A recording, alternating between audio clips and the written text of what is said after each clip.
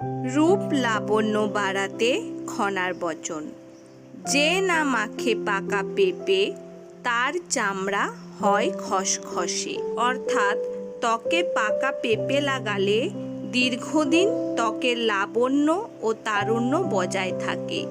পাকা পেঁপেতে রয়েছে vitamin A, ই এবং সি। তাই পাকা পেঁপের সাথে মধু ও দুধ মিশিয়ে লাগালে ত্বক হয়ে ওঠে উজ্জ্বল, মসৃণ ও টানটান। রং ফর্সা করতে হলে ছোলার বেসন লাগাও গুলে। অর্থাৎ নিয়মিত ছোলার বেসন ব্যবহার করলে ত্বক ফর্সা ও টানটান হবে। ত্বকের অবাঞ্ছিত লোম দূর হবে। মরা কোষ দূর ভাগাও, সর ময়দা ঘষে লাগাও। অর্থাৎ দুধের সর এবং ময়দা একসঙ্গে মিশিয়ে মুখে লাগালে মুখে জমে থাকা পুরনো কোষ বা মৃত কোষ চলে যাবে। সর ও ময়দার মিশ্রণটি মুখে লাগিয়ে ভালোভাবে কিছুক্ষণ ম্যাসেজ করতে হবে এবং ঠান্ডা জল দিয়ে মুখ ধুয়ে ফেলতে হবে। এতে ত্বকের উজ্জ্বলতা বৃদ্ধি পাবে।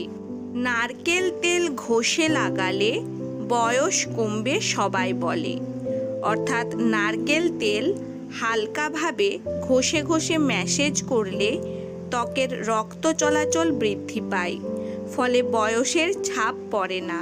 উজ্জ্বল ত্বক পেতে চাও, ডাবের জল খেয়ে যাও। অর্থাৎ ডাবের জল খেলে ত্বক উজ্জ্বল ও মসৃণ হয়। এতে আছে ভিটামিন সি, বি, ই, কে, জিঙ্ক, আয়োডিন, যা বার্ধক্য রোধে সাহায্য করে।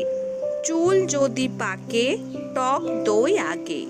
অর্থাৎ যদি কারো চুল পাকতে শুরু করে সবার আগে মাথায় টক দই ব্যবহার করতে হবে। টক দই ব্যবহার করলে চুল পাকা অনেকাংশে কমে যাবে। একটুখানি মধু ফাটা ঠোঁটের জাদু।